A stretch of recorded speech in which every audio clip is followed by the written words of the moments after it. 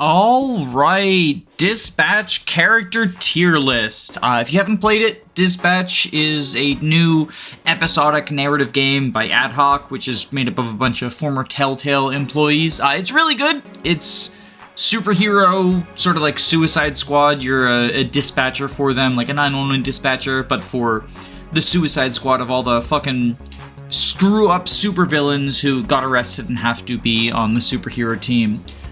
This is going to be a tier list just about how much I like the various characters in the game. I'm not entirely sure what this ordering is. This is just what the tier maker format had. But I guess this is the order we're tiering them in. Very quick disclaimer before we get out of the way. This is just my opinion. It's just how much I like or dislike the characters. I mean, I say dislike. I like everyone. I like all of the characters in this cast, even anyone who's in like the you're fired tier, which these were on the template, and I think superhero and you're fired are kind of cool ways to have S and D tier, so I kept it.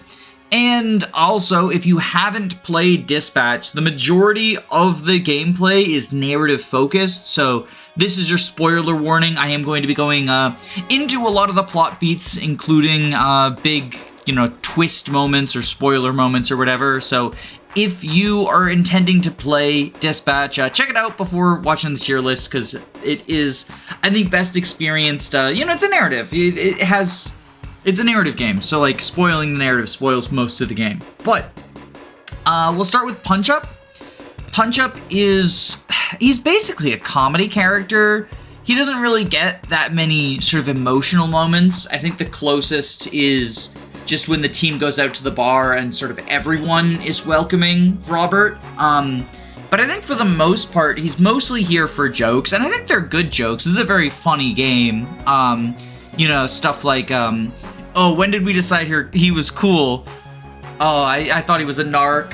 Or like when he's trying to turn, if you throw alcohol on flambe, Punch-Out tries to like fan the flames out, but he's literally fanning the flames. And then of course the iconic, his special move is that he's only punching dicks. So like much of the Punch-Out comedy works for me. There's a few references to Jacksepticeye, who's the YouTuber that voices him. I just don't watch Jacksepticeye, so like I didn't get those jokes, but apparently they're very funny if you watch Jacksepticeye, so sure, I'll give him credit for that. I think ultimately, because Punch Up doesn't end up in any sort of the, emotional arcs, he's kind of, I wouldn't say he's a static character, like he goes from being a villain to being a hero, but there's not much focus put on him. I think I'm going to put him in B tier. I think the comedy does really work for me, but I prefer sort of the heart in the story more than the comedy moments, or when there's like comedy and heart mixed together. There's a few characters that I think really fit into that description. Next is Coupier, or Coop as she's often referred to. Okay, so like Coupier is named after she named herself after a ballet move, right? Because she's like a assassin obsessed with ballet stuff. And the joke is that everyone calls her Coop because Coupier, they don't know, is a ballet thing, and they're like, oh, well, she has wings, so Coop, like it's, like a bird thing, right? And like that is a clever joke, but it kind of rubs me the wrong way. That, and I'm sure this is just coincidence, I'm not trying to, hashtag cancel Dispatch or whatever, but it makes me uncomfortable, the whole everyone mispronouncing a black woman's name played for laughs thing. There's a little bit of like the racial humor stuff that I don't know how to feel about, but this one very much rubs me the wrong way. But other than that, Coop is in a kind of unfortunate position. On the end of day 3, you have to either cut her or Sonar. I guess we can move Sonar up because they're both gonna be impacted by the same similar thing. Where one of them you fire, right? And then they won't be in the story until the very end, where they show up as sort of a sub-boss to the main villain, Shroud. And because of that, they have sort of what I like to call the Telltale dead character effect, where if in Telltale, or honestly even the Until Dawn and Dark Pictures stuff, if a character has a chance to die, then even if they live, they're kind of just removed from the story, because these games, even though they are based on choice and stuff, oftentimes they tell a somewhat linear story with like some deviations. And so rather than have like a whole completely different narrative, whether you fired Coop or Sonar, then you end up in this situation where both of them kind of get removed from the story. They do have some scenes, like there's the bar fight scene where, you know, if you fail a quick time event, one of them will save you. And they do also thank you at Sardines, like, oh, thanks for not firing me. Coupier offers to kill someone for Robert, like, if you ever need someone eliminated. And I think she also shows up in the break room scene where Prism and Malevola are trying to guess Robert's name. But even like if you pay attention to the scenes, it's kind of weird how, I mean, not weird, but like it's very noticeable once you start looking for it, how much they get pushed into the background. Like during the party scene, they'll be on the balcony for most shots because it's easy to sort of, you know, have just that one area out. You do still get, like, dialogue stuff during the dispatching, like, they have their lines if they go to specific places, and with Coupier, it's all about, like, how she was hired to assassinate this guy, but then they didn't pay, so she didn't assassinate them, and I like her. I think she's, you know, fun in a scary way. The stuff that you get before the end of episode 3 is also really cool, and her villain turn, I think, is more interesting than Sonar's. I kept Coupier during the first playthrough because I don't really like Sonar. He's probably my least favorite character, but I kept her, and she's cool. Like, I liked the scenes that you get, but you just don't get much of her. One thing I do like with them, right, is that the person getting fired, whether you fire Coupier or Sonar, the game is pretty clear about the fact that firing anyone that early on, just for, you know, underperforming, basically, like, oh, you failed your fucking evaluation thing, is a huge mistake. And I think that ties into the themes of, like, you know, growth, redemption, learning to be a better person, how all these, you know, complete fuck-ups become heroes. And, you know, it's obviously a mistake because they'll side with Shroud, but I would say even if they didn't, like, the good ending, if you save Los Angeles, is the ability to stop Coupier and Sonar from going to prison. Because if you read their contracts, whoever gets fired ends up getting sent to prison. Coupier goes to, like, federal, and I think Sonar is just the county prison. It's, you know, fucking white-collar bullshit. But it's very hard for a character this absent from the story, I think, to go any higher than C tier. I'm gonna put her there because I do like her, whereas I really don't like Sonar. He's another comedy character, and the comedy is basically like he's an Elon Musk simp, and a drug addict, and like those are funny, right? Like it's funny to make fun of like the Wall Street stuff, but it doesn't stop me from hating him. And like pairing him up against Coupier as well, you get sort of like the weird race angle of like, oh, are you really gonna fire a black woman to keep like shitty Wall Street lawyer? I also think like their apology scenes, like I prefer, as unhinged as it is, I prefer, like, the, I'm gonna offer to kill someone for you, as opposed to, like, yeah, this isn't easy for me. I'm sure it was by the books, but, thanks for not firing me. As a villain, Sonar also, like, doesn't really work all that well. He's much more goofy. Like, it's almost pathetic, which I guess does kind of tie into the whole forgiving thing, but I think forgiving even, like, the badass killer makes sense. It's kind of tragic how Coupier is like, you know, I thought I had friends, but then I realized I don't. When you offer to have her rejoin the Z team. Whereas with Sonar, it's just another comedy beat. He gives the Facebook line of like, oh, if you couldn't handle me at my worst, you don't deserve me at my best. And it is funny, but much like with Punch Up, like, I prefer the characters where there's some heart to their stories. And it also just doesn't make sense to me that Sonar would get recruited by Shroud. Like, yeah, he can turn into like a bat monster and stuff, but at the end of the day, he's a fucking Wall Street embezzler person. Like, is that really the sort of guy that Shroud wants on his team or like needs on his team? Shroud is already the numbers guy. He doesn't need another brains. And then, of course, when you keep Sonar, the same thing happens with Coupier, where he just sort of disappears from the story. He's not really relevant. You get some comedy barks during the dispatching, which is nice. Like, the jokes in this game tend to be pretty good. But I think that that's still not enough to save you from D tier, buddy. And then we have Invisigal. So, Invisigal, obvious S tier. She is, I think, by and large, the emotional core of this story. She's one of the 2 romance options. And in my first playthrough, I did Invisigal. And then I did a second playthrough, I did all the opposite choices. So, you know, my first playthrough was Invisigal and Coupier. My second playthrough, I did Blunt Blazer and Sonar, just because I wanted to get, like, the character content and stuff. I really like her romance. Like, I have a fucking type. But I also, the interesting thing is that even when I did the Blonde Blazer romance route, like, the game really wants you to bond with Vizzy, whether it's because of the romantic angle or just Robert mentoring the most difficult member of the Z team. Like, she is definitely the one for whom the redemption story hits hardest. I mean, she's the only one who can really fail it. I guess technically them, but I feel like that's, you know, your fault for kicking them out. Whereas, like, Vizzy is, the bad ending is Vizzy becoming Shroud, and the good ending is her taking a bullet for you, which is so satisfying, too, to have this character who, like, you know, is supposed to be, you're not supposed to like her at first, like, she's sort of the problem child, right? And then have her built up to do the sort of ultimate sacrifice, and you know, she doesn't die, but it is sort of the cadence of that, right? Where she takes a bullet for you, or not really, because it goes through and through. But I think that that's really cool.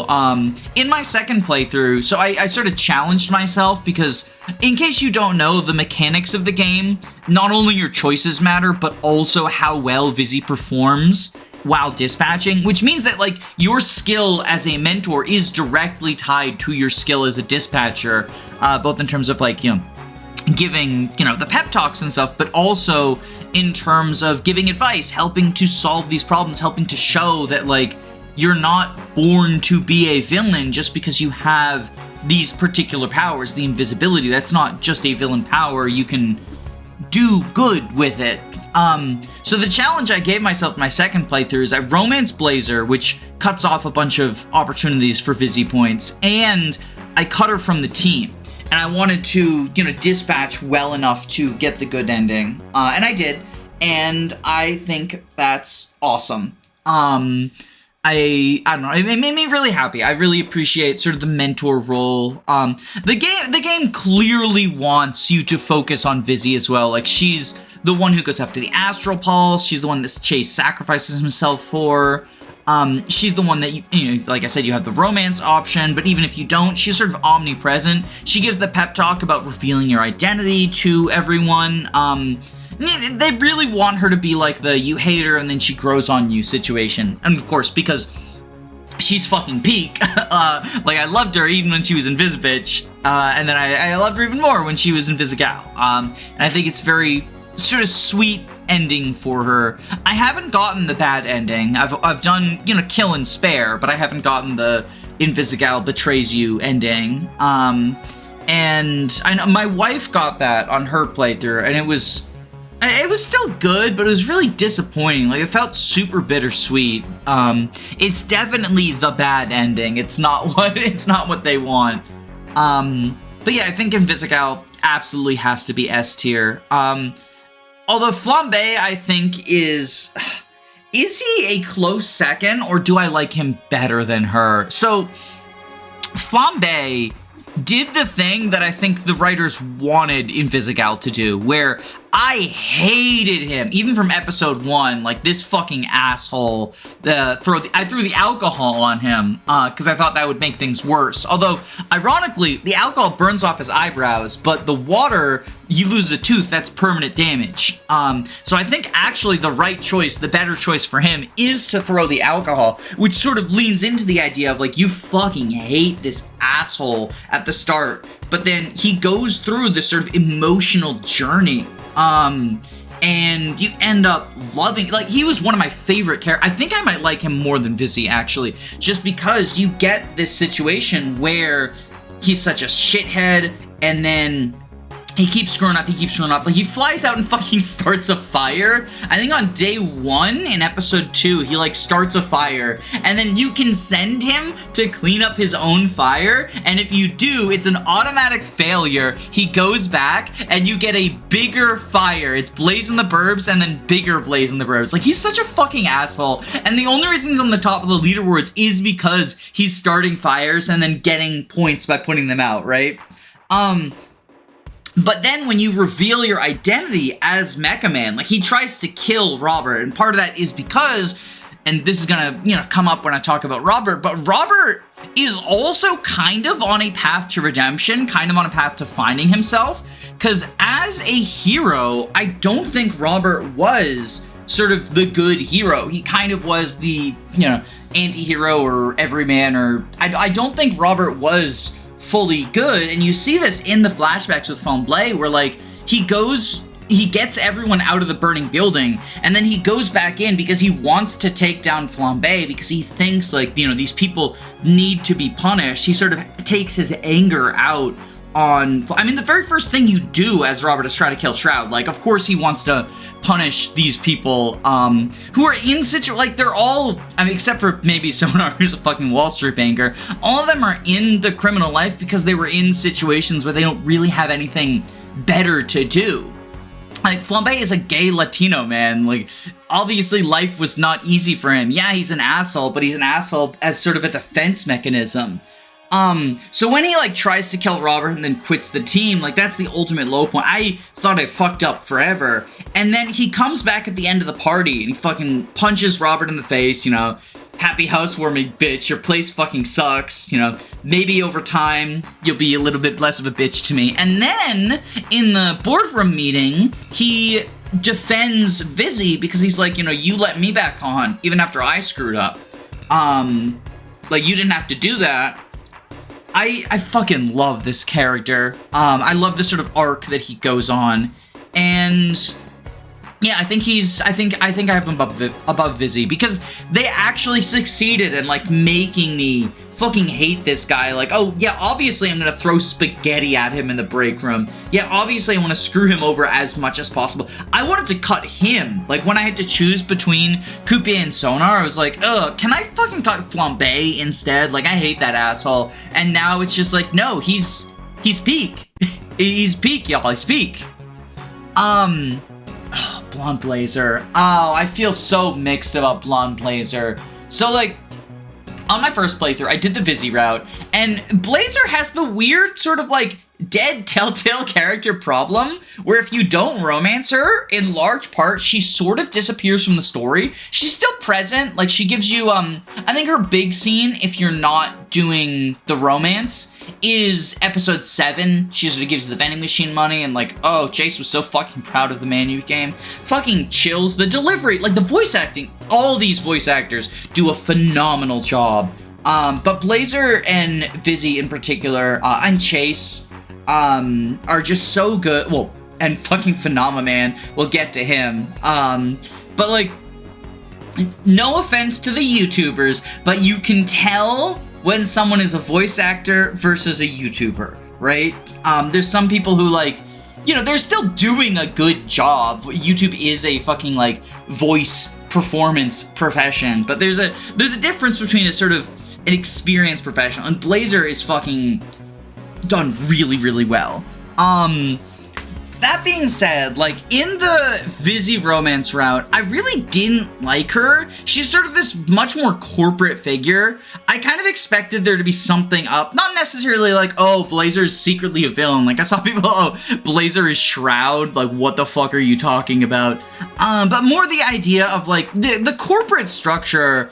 It's the reason why either Coupier or Sonar gets fired, right? Is because they have to cut someone, like, to send a message. She talks about how, like, she broke up with Phenomenon because it was time for a change, and then because of her breakup, she also wants to fire someone from Z-Team because it's time for a change, which just feels really, like, irresponsible. Isn't this program supposed to be about, like, second chances and redemption? It's like, oh, just set a message to set a standard, but, like, I don't know. I think that there's probably a better way to set a message and be like, sorry, you failed one too many calls, so you go to jail now. Get fucked, loser. Like, it just feels so heartless and very corporate, right? In the introductions to everyone, like, she talks about how, like, oh, that's Galen. He's from, Florida. And, like, there's weird race stuff, right? And, like, it feels like the corporate thing, right? Like, we're all about diversity. Let me point to the guy from Florida just because he's brown, right? She's also, like, super unprofessional in the way that she goes to get Robert. And I think the idea of, like, she is your direct supervisor, and so romancing her feels really inappropriate. I mean, so does romancing Vizzy, to be honest. Like, in the opposite direction, you have the authority over her. But something feels like just more inappropriate about, like, Blazer being like, come in here, take your clothes off. I know you can kiss her on the billboard. I'm pretty sure she, like, pulls away because she was dating Phenomenon or something. I've never gone for the kiss because it feels, again, it just feels really inappropriate. Even before I knew she was trying to hire me, I was like, she is drunk, I'm not going for, then afterwards it feels even worse. So I don't love that aspect of her, and I feel like that's one of the areas that the game just sort of, like, doesn't address things.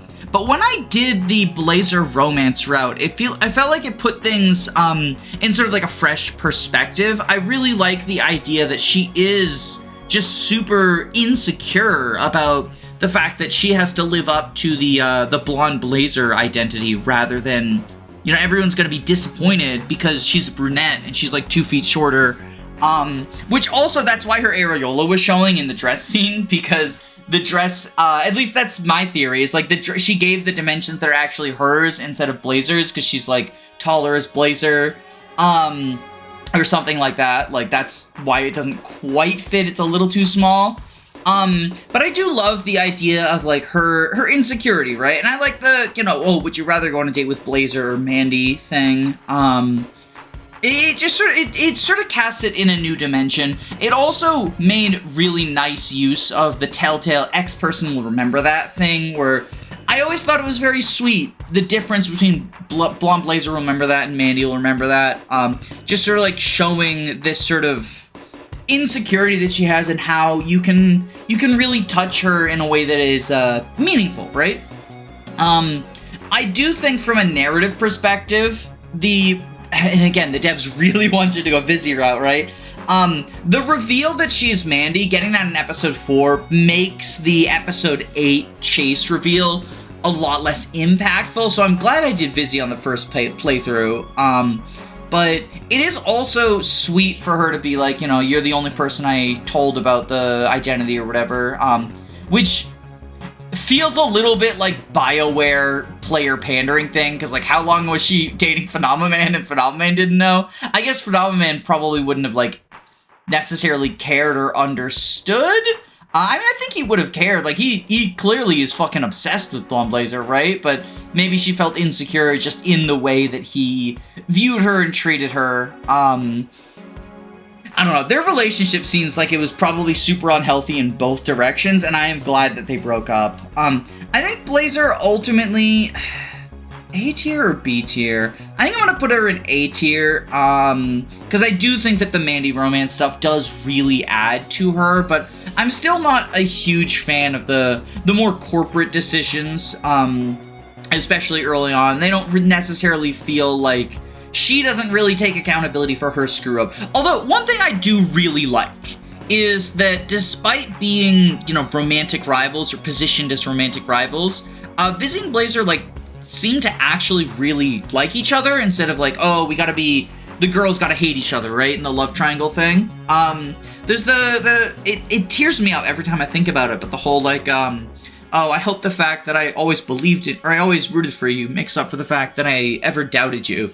It's really sweet, and we don't get that sort of, so often when there's two potential romantic interests, they have to hate each other, because, like, they're pitted against each other, girls pitted against each other type shit, and, I like that in this case, they clearly care about each other. You get it the other way, too, with, like, Vizzy saying Robert, like, oh, I guess your girlfriend's alright. I don't know, it's sweet, it's sweet. Yeah, that's God, if only Blazer was as good in the non-Mandy romance route, because there's so many really sweet Blazer romance scenes, but then I still feel like, oh, but she's my boss, it's creepy. But yeah, there's like the locker room scene. Galen pops out like, you are so fucking lucky, dude. I don't know, it's nice. I like the romance route, it is very sweet. Chase gotta be S tier, right? Chase gotta be S tier. I love this old man. I mean, I guess he's not an old man, 39 years old or whatever. But Chase is awesome. Obviously, the big standout moment, end of episode 6, keep up. God, having to wait an entire week after that was torture. But I also really like, so Chase doesn't get the Z team. Initially he gets them more than Robert, you know, like well, that's the problem, you give them orders, they're not soldiers, they're supervillains. But as Robert, you know, warms up to the team, because the team warms up to Robert, right, Chase is getting more distant, especially with Vizzy. You know, I have to hate her for the both of us, because you're, you know, biased. He says that even if you're not dating Vizzy, which feels a little bit wrong, but I feel like Chase is maybe in the wrong program. He doesn't necessarily think these supervillains can, like, be redeemed. You know, I would have caught the whole lot of them. It feels, for a while, for early on, I was like, I like him, I like their friendship, but it just felt like he was in the wrong program. And then, obviously, the end of episode 6, you get the big fight where he yells at Invisibitch, oh, you know, you had it right the first time, I know you're a coward, you know, it's no too many syllables for you, yada yada yada, and then he comes back to apologize to Robert, and they have that really sweet talk on the balcony, and the whole, like, you know, I guess I hadn't really thought about things, put some stuff in perspective, and then he goes, he uses his powers, he sacrifices himself, he doesn't die, he gets put in a coma and then comes out in the end, which was so fucking hype, by the way, the fucking blonde Chase moment. Also, shoutouts to Blonde Blazer's fucking HRT amulet, giving Chase, like, a wonderful dumpy, and turning him blonde. Like, what are the mechanics behind the Blonde Blazer amulet? That's what I want to know. But I felt like, I mean, obviously, the heroic sacrifice is really sweet, and then you get everyone's broken the fuck up about it. But I also felt like that was sort of the turning point where he realized that, like, the way that he's been looking at the world, he's sort of been neglecting the privilege that he had from growing up in a situation where he could be a superhero, and instead of having to turn to supervillainy, whether it's because, you know, like, the internalized shit about, like, villain powers or whatever, or the other circumstances people are put in. Like, we don't get all of the information about the Z team and sort of, like, what drove them to be supervillains, but we get often, like, we get enough of an idea where it's not people who just are inherently evil and decided, I'm gonna be bad now. Like, it's people who are in desperate situations or, you know, have other unaddressed issues and end up turning to crime because that's the option that they have. And I think Chase is sort of it sort of goes on the same journey as Robert, but a little bit slower. And I don't know, I love Chase. Chase is awesome. Royd. I love Royd. I wish Royd was in the story more. I think that the 7% of people that didn't fist bump Royd, should be thrown into the fucking sun. Royd is A because he's not in the story enough to be S, but if Royd had, like, more scenes, then he would easy S. It's also so satisfying to get the hospital bed brofist. You have to, like, brofist him early on, and then you have to pick some correct dialogue choices. I think I Believe in You, Royd is an important one. It might just be that, but it's still, it feels, he's gonna make the man NECA again, right? I love Royd. Yeah, he's great. Unfortunately, not much to say, because he's not super present, but whenever he is a fucking delight, steals every scene that he's in. You two got a weird energy going on here. Can you take this HR violation somewhere else? It's so good. I love Gollum. Is Gollum S tier? So Gollum, so he joined Z Team, at least my like understanding of it was he's just fucking lonely, right? Like he's an obvious outcast to society because of what he is. Like he's a fucking construct, right? Nobody wants to be friends with him or whatever. And so all of the scenes where he just has like the big dopey smile on his face are so good. I think Gollum's actually S tier. I think I like him better than Chase. Better than Fizzy? No, I don't think better than Fizzy.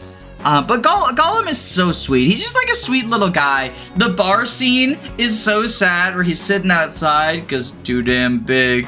And then when Malevola's portal like knocks that one guy out of the bar and Gollum realizes like he can go inside, the fucking smile on his face is so cute. He brings the salt lamp. I love the touch. Everyone brings their own lamp and they all like reflect their personality. And Gollum brings like the salt crystal lamp, which is really, he's just a fucking guy. I think he's also like 20 years old or whatever, so he's basically a kid.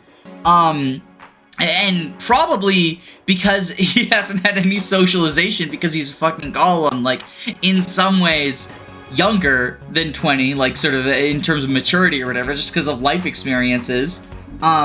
He's such a sweetheart. I like that he's the only one who sticks up for Vizzy. They're like gamers together, I think. They like play games online. There's ambient dialogue that sort of like explains that that's why they have the synergy. That's why they're work wives, right? But honestly, he's just like, he's so good. I love Gollum. He's just a sweet little boy. I think that if there's a Dispatch Season 2, we need more Gollum. I would love, if there was a Season 2, I would love a new crew of Z-Teamers, like, you know, Robert's training up the next crew rather than continuing to coach this team. And maybe you could, like, take on one of the sort of secondary characters, right, who didn't get enough screen time. One of these guys, or even Gollum, or one of these guys, right, as your, like, second mentor. Like, maybe that could be one of the choices. Like, oh, this team really needs someone to help whip them into shape. Who should we get? Like, you know, Malevola or Gollum or something like that, right? But Gollum's just, he's such a fucking sweetheart. Man of very few words, but when he says them, they are good. Malevola, I'm gonna put Malevola in A tier, I think. I know, fucking sexy demon, high ranked. People are gonna be mad she's not S tier, aren't they? I'll put her right under Chase. Malevola does actually have, probably of the Z-Teamers who are not Vizzy and Flambe, Malevola probably has the most story presence. You know, she's in the bar. No. Coupier and Punch-Up are in the bar, right. She comes to the party earlier. She's the one who, like, portals in. She has a lot of scenes where she, like, talks about stuff. Maybe I'm just, like, associating... Yeah, it's really only the party scene where she shows up early, and then everything else is just kind of like, oh, no, she's in the break room. She's in the break room. She's the first one I think she's the first one who calls Robert friends, right? She's in the break room with Prism trying to guess what superhero he used to be so they can win the, like, $496. And she's the first one who calls Robert friends, and I remember that because I was like, oh, now I'm friends with the sexy demon lady. Everyone, of course, is really mad that she's not a romance option, and I get it, like, the sexy demon lady, right? But I think that she's just sort of a great presence on the team. There's a throwaway line that sort of gives me, like, the trans allegory thing, where she talks about how, like, when you dispatch her, she says, like, oh, you know, I'm not everyone's type, but I am a lot of people's fetish. Too many.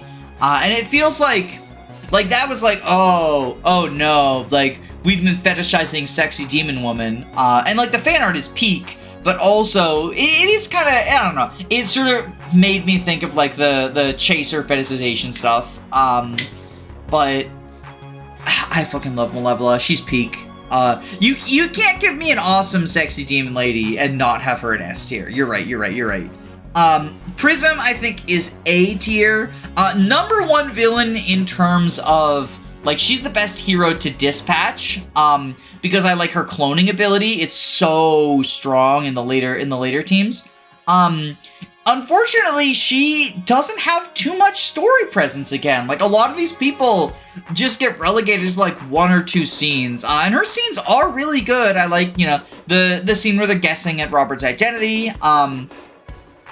and the boardroom scene, right, where she takes or not the boardroom scene, the pep talk scene, where she takes a knife from Coupier and like she goes to threaten to kill Punch Up. And I one thing that I really like in that scene is that Punch Up like isn't scared. It's because he's invulnerable. Like he would just heal his throat back up. He's got like that regeneration and stuff. But yeah, Prism is also really cool. Prism is one who I would like more expansion on in a potential season 2, because I feel like we didn't get enough of her, but what we did get, I love. And now Robert Robertson the Turd. So Robert, I think that I made a poll very early on, when like only episodes 1 through 4 were out, when I asked like, oh, which romance are you going for, Invisigal or Blazer? And I got some comments from people complaining that like the story felt more linear, like Robert, they wish that they could like choose neither, and there's a lot of times where the choices felt sort of false, and the idea that like Robert is sort of making a choice for you, right? Like, Flambe pisses you off, you can either throw spaghetti or a smoothie at him, but you can't choose to let it go. Gollum pisses you off, you can throw the chair at him, or you can kick him out of the boardroom, but you can't let it go. And I get the frustration if you're looking at it as like, I'm self-insert. But Robert is very much his own character, like very fleshed out in terms of, he has a lot of anger in him, especially after losing the suit. Because he's lost basically his entire identity. Like, he committed everything to being Mecha Man. He went fucking so broke he doesn't have a mattress. Although he threw the mattress out. Like, that's his fault. He threw the mattress out for Toxic. So that's his fault. But he is still trying to figure out who he is. And I think in the same way that all of the villains are trying to figure out who they are and are getting their path to redemption, Robert is kind of learning to be Robert instead of learning to be Mecha Man. He does get the suit back in the final episode, but I think honestly, like, I mean, I guess we'll see if there's any sort of follow-up story, but I think that being Mecha Man is sort of a emergency situation thing rather than what he should always be doing. I think he should be more of a Blazer role where it's mostly office work. I think that he does much better. He does more good as a dispatcher for the Z team. You know, you can have that conversation with Beef on the floor where you talk about, you know, I don't want to die in the suit. The Z team does more good than me. Even just early on talking to Blazer, he's, you know, I don't know who I am without the suit. You can tell Chase that, like, you did right things because it's the only thing you're good at, or it's just what you do.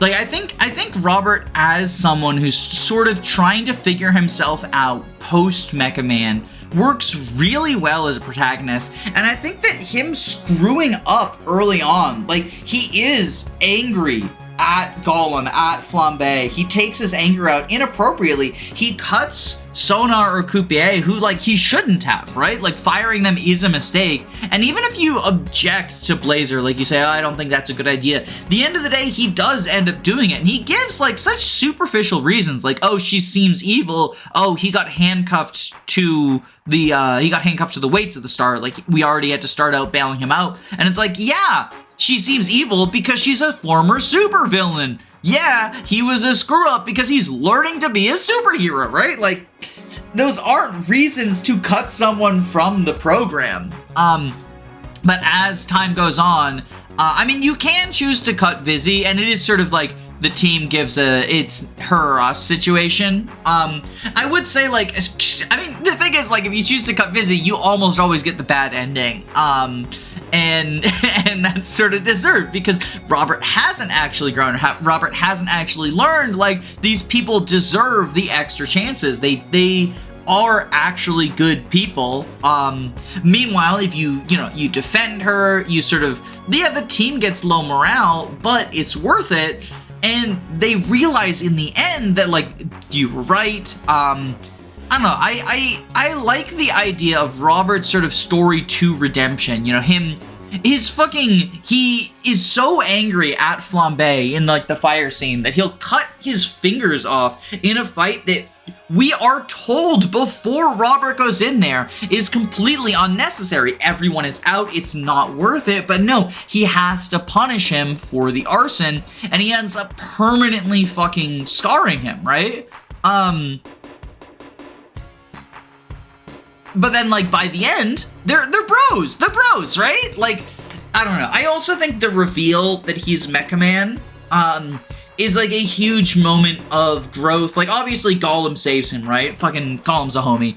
But I think his willingness to sort of like admit, I mean, Vizzy even sort of it paralleling the idea of like, you know, we all did shit in the past, we gotta own up to it, the sooner we own up to it, the sooner we can start making it better, is sort of there to show that like Robert, he's not as different from these former villains as you would think. Like, he also had his own shit that he has to atone for, right? I don't know. I really like Robert as a protagonist. I think that he's got a lot going on. And I think that it works a lot better than the game would if you could just be you, right? If you could just be self-insert you. If you could say like, it's not worth it. I'm not going to get mad at these people for their petty little things that they're doing. No, Robert's gonna be an asshole, right? Like, until he learns, until he starts warming up to these people and realizing, like, it's not so black and white.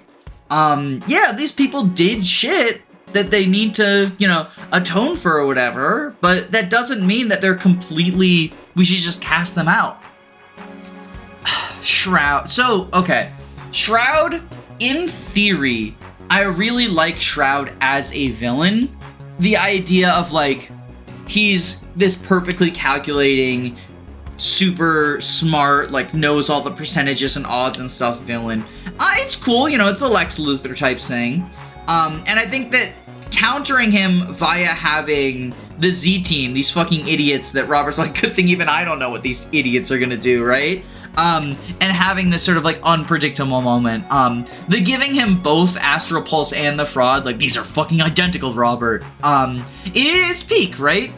But I think for the most part, like his calculations, he does not demonstrate that he's actually a super smart supervillain. Aside from getting Vizzy to put the bomb on Robert, everything else just feels like either the dialogue adjusts and he's like, I knew you would date both of them, Robert. You're the only man on Earth who would want blonde Blazer, but thinks she's not good enough. Or, I knew you would fall for Vizzy because she's a sexy bad girl, Robert. That's who you go for. And that doesn't feel satisfying, right? When he just like, he knows what you did because the devs say he knows what you did. And then there's like the super genius moments that just don't feel, it feels like, no, you did not predict everything. Like, why was beef on the roof so you could get beef? What are you talking about? I did all the game theory. No, you didn't, because you didn't account for him giving both, right? And then he puts the wrong one in, because it's a 50-50 chance, instead of Armstrong says, like, you should go back to the base, and it's like, yeah, Armstrong was right! Hashtag justice for Armstrong! Like, Shroud is actually kind of a fucking idiot most of the time that you see him. His whole, like, oh, I'm gonna do Russian roulette to kill you, Robert. But, like, would he... Why... First off, what does he get from killing Robert in that situation? And second off, why not just shoot him? Like, if you do actually think that killing Robert benefits you, which, like, it doesn't, because you still need the Astral Pulse, and I think Robert is the best way to get it, because Vizzy's gonna give it to Robert, and then you can take it from Robert once he has it. So why kill Robert? That's not super calculated out. That's just like, I'm gonna do it because I'm evil. And then when Blazer shows up and Shroud, like, if Coupier is the villain, Shroud will be like, no, and like interrupt her when Coupier is like, Blazer's bluffing. Shroud's like, no, don't say that. But like, that's important information, because if all of the mooks knew that she's bluffing, then the whole, like, the badass line of, you know, all of you can leave now or half of you can die here, which, like, that goes so hard, right? But, like, I don't think that would have scared them as much if they knew she was bluffing about, like, the reinforcements, right? I don't know. Shroud feels like he would have worked a lot better if he wasn't just a fucking moron. I also think I heard in a YouTube video someone propose a really cool idea where a alternate way you could have defeated Shroud was to fail every quick time event, because then it shows like you're acting unpredictable, right? Or like fail every quick time event and then succeed in the final one where he'll expect you to fail. Like that would have been cool. Or if, like, the game is tracking if your decisions are, like, anti-hero, hero, or unpredictable, which is the everyman, why is that, like, being tracked and then that doesn't impact Mr. Prediction Man, right? Like, what if you're getting tracked and the game is, like, it sees that you're making all anti-hero choices and then you make a hero choice? Well, he wouldn't have predicted that, right? Like, what if, okay, the exchange, right? You outsmart him by giving him both. What if instead it was give him the real one or give him the fake one, but it's tracking how much you're a hero or an anti-hero, and whether or not you can fool him is based on changing the pattern.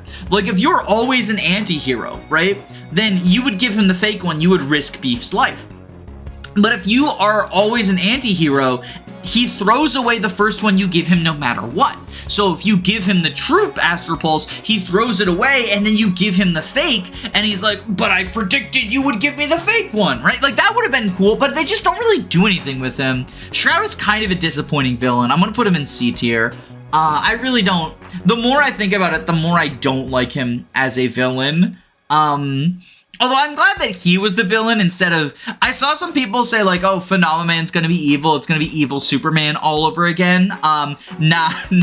We got autistic, depressed Superman instead. And he's so peak. I love him! So in my first playthrough, I added Phenomenon to the team. And I know people love Waterboy. And, like, Waterboy's alright.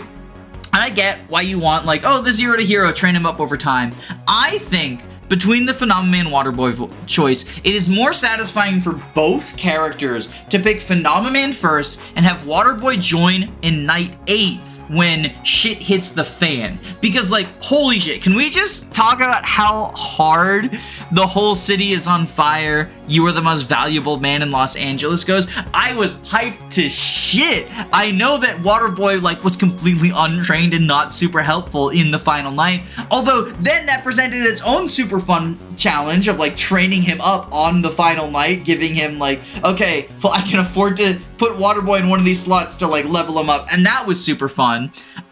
Phenomenon, on the other hand, his whole arc, when you hire him on, right? Like, he's super fucking depressed. I like the idea of he's completely broken because the only thing he's valued is this relationship in a way that's super unhealthy. As you can see, like, their breakup just wrecks him entirely because he doesn't care about anything else. Having him be on the Z team, having him sort of build these relationships that are not the romantic relationship and sort of see the value in, you know, the work that he does, the friendships that he gains and whatnot, and it doesn't fix his depression, but it gives him a new outlook on life and, like, gives him a more positive time and experience. I think that that is so much more satisfying than just, hey, Phenomenon, you, like, save the city, you saved money on melons, save the city. Like, that's so dumb. And then it also means in the end when he catches Blazer when she's, like, flying into Impact, and he's like, no matter which way you do it, he always catches her and says, like, I hope my saving you from Impact is appropriate. If you get him early, he's had time to sort of process and get over that relationship, and I think that that fits much better than if you get him late. He was crying about Blazer while fucking having Harry Dubois mutton chops like 5 minutes ago. I think that it makes much more sense for him to sort of build these relationships and grow and learn that there is more to life than your ex-girlfriend over a bunch of time, rather than just like, it's night 8, hey, you like saving money, so please save the city. Like, that was so fucking stupid. I hated that. Whereas I loved Waterboy immediately, like, it's do or die time, we need you, Waterboy, and then he's giving it his fucking all. It's so peak. He also, like, I think that is much more satisfying. Like, hey, you've wanted to be a hero your whole life. You know, you've been a janitor being close to heroes, and that's sort of been enough for you, and you've been happy about that. but now that the shit has hit the fan, it is finally your time to shine. That feels so much better. Like, that's such a cool story, as opposed to the narrative of, like, you get hired as a janitor, and then 2 days later, you become a superhero. Like, that's not satisfying. I do like that, like, the other Z-Team members make fun of him. There's, like, really, you fucking cut Coop for the janitor? And that sort of shit, right? Where people, they get so mad that he's the replacement.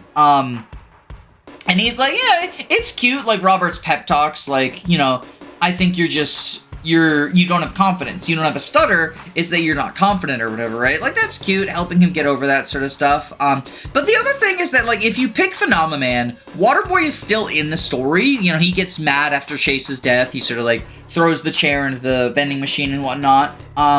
Meanwhile, like, if you pick Waterboy, Phenomenon, like, disappears from the story, which is a shame because Autistic Superman is peak. Like, he just wants to be friends with the gang. I recently learned about the American opossum. They transport their children on their back like a bus. And then everyone's like, what the fuck are you talking about? Possums aren't pets. Oh, never mind. He just wants friends. It's fucking adorable. Whereas, like, Waterboy's just happy to be there, right? And I think he's still happy on night 8, and if anything, I think that makes his day more. Like, he doesn't actually seem all that hyped when Robert picks him. The shower scene, where he's just, like, puts the noodles in the drain, and he's like, oh, it's fine, I'll just put the noodles down the drain, I stopped them, and it won't get clogged. Like, that's not how that works. Whereas, like, when he gets called into action when the city is on fire, it's like, okay.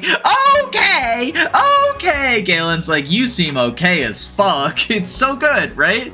I still like Waterboy. I'm gonna put him, like, here, but I do think his arc works much better as, like, the last minute guy. And then, like, he lives up, right? Like, it's his moment, and he steps up, and the Z-Team recognizes that, and, like, he's accepted as one of them in the end during the Robert sucks sort of, like, cheer and everything. Like, he's on the team. And, like, he is, you know, Phenomenon is also, but it doesn't make sense they would accept Phenomenon. Like, why? I don't know.